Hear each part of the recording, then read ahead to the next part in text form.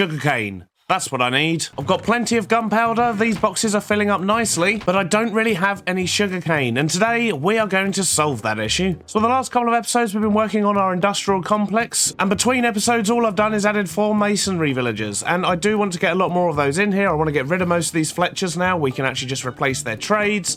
But I really do need to sort out some sugarcane because I've been using quite a lot of rockets while building this, and we've only got the tiny little farm beneath this platform, which, well, it's barely even a farm, let's be honest. So what I want to do today is to add sugarcane farms below some of these platforms, and I think I've got an idea of how we can get that to work. So I've been gathering lots of resources, and I think I've got a plan for a layout, and we're just going to crack on and hope it works, I think. We'll probably just build up one pod for now, and once that's actually producing and we know it's all working fine, we'll probably replicate it on the other side. Who knows, we may even build 4 modules, and then we can probably open a rocket shop. But the first thing I need to do is to work out exactly how tall it needs to be, where things are going to go, so I'm just going to bridge out here, put down a little bit of a platform, and then we'll work it out from there. I want to quickly get rid of this as soon as possible because we don't want, well, that happening really. It's scary, it makes me jump. So each floor is only going to be 3 layers tall, and that would give us 3 floors. I think we're probably going to want 6 floors on each side. So that'll be the 6 floors, and then we just need the water that's going to push all the resources that get harvested into the catchment platforms. I'm gonna add a few more blocks here so we've got somewhere to land, and then just remove this lower platform because that's just going to get in the way. So the first thing I'm going to do is to build the actual catchment area, and I've fallen off already. This is not a good start. The water catchment platform is in, and now we just need to start building up the layers of the farm. I think I've worked out how we're going to do this. So we've just got a strip of dirt, and there is water behind that dirt block, which will obviously hydrate the blocks for the sugarcane. And then we've got some lights, and we've got the pistons. Now, the pistons are going to be activated by observers, which are going to be off to the side. So we're going to have some kind of clock or daylight sensor or something just to activate these every now and then. We've got one on the other side as well because this is 16 blocks long, which means the signal doesn't quite reach the end block. But we should, from this point on, be able to simply look at the redstone around here somewhere, and then for the next level, carry that signal up and it'll activate everything. So it's only 1 plant on each side that's going to get left behind, because we can actually replicate this on the other side, and I've just jumped right off. But in total, that is going to give us 32 sugarcane plants on each level, and we're going to have 6 levels. So I'm just going to quickly get this side built up, and there we go. As simple as that. That is 1 layer done. Now just crack on and do the other 5.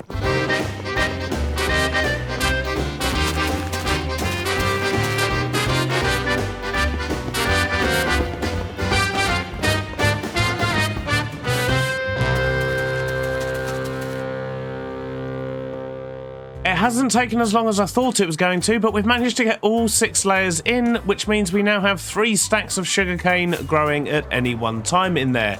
It has actually just harvested because I have been putting in the redstone clocks. It's a very simple etho hopper clock, and this just moves this redstone block in front of the observer every 5 minutes or so, which will then fire the pistons. So from the inside, we've used tinted glass so that all the light doesn't flood through and light up the mob farm. And once we've got other farms on these sides, in fact, I think we are going to put another sugarcane one in here once we get some more resources, because I've completely run out. And in case you're wondering what this is, that is actually just my cam account. He's currently invisible, but he's holding an iron bar thing. So yeah, he's keeping the farm running while I've been flying around. And from the outside, that's looking quite good as well. It's nice to actually have some light up there on the side of the tower.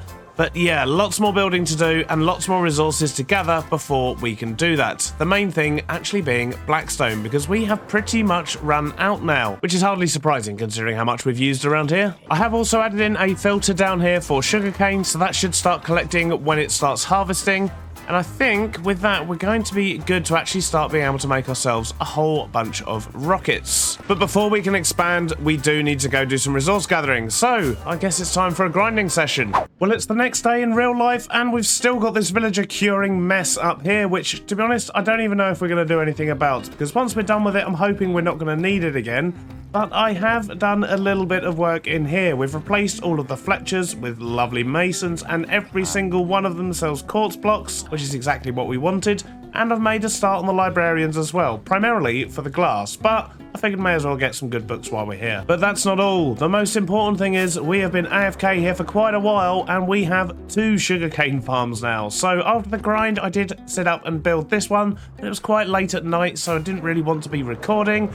And yeah, this thing is churning out the sugarcane quite nicely. So much so that we've already got a double chest and we're well on the way to getting a second. And our iron is also storing up really nicely. We've managed to sell a few bits here and there. We've sold some to Tiz. We've just sold a little bit to Piggy as well. But that is coming in very nicely. Most importantly though, we now have an endless supply of rockets. And once we build up a little bit more sugarcane, we'll probably look at actually opening a rocket shop at spawn. Just one of those little chest type shops that people have got going at the moment, an early game one. And eventually we will build a shop over at our main base.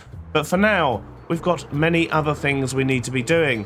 The main one actually involving this area down here. In fact, nope, I've come to the wrong level. One thing we should do is actually put in something that will allow us to travel up and down. Maybe a bubble vator somewhere might be a nice idea. But up here, we have these villagers for very specific purposes. So these guys are mainly for the glass. These guys are mainly for the quartz. These 2 are purely for arrows of harming and healing, and all of these guys are here for the golden carrots. And of course they all produce emeralds as well. But with all the resources they're producing, I need somewhere to store them. And I did a bit of thinking and a bit of poking around. Ignore this patch of water here, I've just been using that to make sure they don't disconnect. We were having some troubles, but they seem to be fixed now. But while poking around, I worked out that if I take out this tile here and this block here, this goes directly into our storage. So if we were to make a tube, put a trapdoor there, we can actually add storage for quartz, for glass, I shouldn't be swinging my axe around in here, and also for golden carrots, because this will work in every single corner. So that just means that when we're trading, we're not going to have to worry about our inventory getting full up. And the other thing we are going to need to add is a few storage chests. So I've actually moved the beds, and I want to put some chests up here just for storing the things that we will be selling to these guys. So putting in these little catchment chambers should actually be fairly straightforward. In fact, if we just jump down here, all we really need to do is block off the tube so things can't escape. And there we go, simple as that. And then we'll just put a trapdoor at the top. And we just need to do this in every single corner, because I do want to make sure that we can do this for whatever villagers we end up in the last corner as well. So we have all the tubes in, and that is the last trapdoor. And simple as that, we can just open this up and throw things down into the sorting system. So down here, we're going to sort quartz, we're going to sort glass, we're going to sort emeralds, and we're going to sort golden carrots. Now I just need to sneak around the back and actually set the filters up for those. So the first one was quartz, then it was glass, then emeralds, then golden carrots. Excellent stuff. And let's just throw these into the... No, not my leather. Well, that didn't quite go to plan. I just wanted to throw the filter sticks away. Jeez. Oh yeah, that reminds me. We have also added another platform down here at sea level, and that's going to come in handy in future. I'm not sure if it'll be in this episode or not, but it's there for a reason. We'll get there soon. Oh, I've just jumped into the ocean again. I am not having a good few minutes here. Now I can't take off. Jeez. So it turns out simple is not always best, because I just did a whole round buying some carrots from the farmers, threw them all in, and they're just going round and round because the filter essentially just cannot pick them up quickly enough. So I think what we're going to do is actually put a chest there that we dump everything into, and then put a dropper system in so that it just spits them into it and sort of, you know, times them out, spaces them out, and it can just filter through the chest as it needs to. That way we're never going to overload the system, because otherwise we run the risk of these despawning and all our hard work will be gone to waste, and well, that's no good to anyone. So that means I'm going to need a bunch of hoppers, I'm going to need a bunch of droppers, and some other redstone components. So my thinking is, if I put in a dropper there, and we should be able to just put in a little bit of glass and make a system to automatically dispense anything that we put into a chest which will sit above it. I didn't bring any hoppers with me. Classic. So with the hopper in, it's just a fairly straightforward system like this, and anything we chuck in here will now just get dispensed directly into the sorter, and that will stop it all clogging up. So we'll just put a chest in the corner like that, and there we go. We can hear the system ticking away. So we're just going to do one of those in every corner, and then I think that should work just nicely for us. There we go, that's all 4 of those in place, and we are good to go. And the whole time I've been here, I've been listening to golems burning to death, and that makes me happy, because that means we're getting a lot more iron, and we're going to need that for down here. So one of the things I'm going to be doing down here is expanding the storage a little bit because we're actually almost full already in some cases. So yeah, we need to make a bit more space for some things. But apart from that, I also want to sort out somewhere for making rockets. So the gunpowder is being stored here and the sugarcane is being stored there at the moment. So what I'm probably going to do is actually move it so that the gunpowder and the sugarcane are next to each other, probably here and here. And that will allow me to then have a little station down here that I can just pull directly from the boxes and make rockets as and when I need them. That is going to involve me moving around some of the filters, however, and that's not really a big issue, but it is something we're going to need more hoppers for, and that's one of the reasons we need so much iron at the moment. Besides that, we're also going to expand the auto-sorting storage down here so that the water stream will send it round, and when it gets to the end, it will drop down, go back round this way, up a bubble vator, and go round again, and so on. In order for that to work flawlessly though, we need to make sure that we are dropping the items down somewhere around here, which is also where we were planning on putting the rocket building things. So yeah, we might have to reconsider where we put certain items, but I think we can get the system working. So I think the first thing I'm going to do is actually move sugarcane over here directly next to the gunpowder, because then that's going to give us an area down here where we can actually put in our rocket building platform, and we can just use this chunk of the platform downstairs for the different workstations we're going to need, because there's more than just rocket building going to be happening here. But that's all we need for now, and having these next to each other is going to make life a lot simpler for us. So from below, this is what we're working with, and the addition of a couple of hoppers here will start filtering through some of the resources, and we just want to make sure we've got a couple of chests down here somewhere. So decided to actually raise this up on a platform a little bit because I don't want lots and lots of hoppers going down to just one or two chests at the bottom. So what I need to do is actually build out this platform. I need to go get myself some more sandstone, and then I just need to lay out the little build station and see if I can figure out a way to maybe keep resources spitting out at me. I don't know, that might be a bit overkill. But initially, if we can just bring the resources over here somewhere, have a chest we can drop off the rockets into, and probably just store them directly underneath, then that gives a bit of a use down here as well. We can just have a rocket wall down the bottom here. So first up, let's get this floor in. So I think it makes sense to start at the end. So this is where we're going to want the rockets all to feed into. So if we have a chest maybe here, then we can just add some hoppers into these and that will all feed down. However, we do want it to actually feed up a whole wall, and that means we're not going to be able to have a chest there, but we can still have lots of double chests down the bottom here, and that's absolutely fine. And then we'll get some chests in up here, add in some hoppers, and probably wall this off actually. Yep, let's quickly wall off this bit as well. And then we'll put in a ceiling just to cover up all these hoppers as well. And there we go. We just need to sort out the lighting situation, and of course we need to make it look a little bit nicer overall. But for now, that'll work a treat. So now we have gunpowder coming in this side, we have sugarcane coming down this side, and we can just dump all the rockets directly into these chests here, and they will filter down into the chests below. Although on looking at this, what I think I'm going to do is actually push these chests and everything back a little bit, because I don't want it right on the edge of this one here, because this is most likely going to be a walkway. So yeah, I think I'm going to push all this back a little bit. This should only take a moment. There we go, that's better. We've got space on this side now. We've got a bit of space underneath for some other bits and bobs which will come later. But most importantly, we now have our station all built up and ready. But I still haven't added any lights. And now there's a thunderstorm. Excellent. Well, now I'm stuck in the ocean with the rain and a screamy dude staring at me, which is just perfect, really, isn't it? Absolutely perfect. Oh, now there's two of them. Even better. I'm going to spend a bit of time making this look nice, and I might even make a start on getting the expanded storage in down the bottom here, because we've still got plenty of farms we're going to be adding up the top there. And we want to make sure that we've got space ready and available for them. We also need to build in a system to burn off any excess stuff as well, so that we can filter out excess zombie flesh and arrows once we've got a few chests full, because we don't want to be collecting them forever. That's just ridiculous. I failed.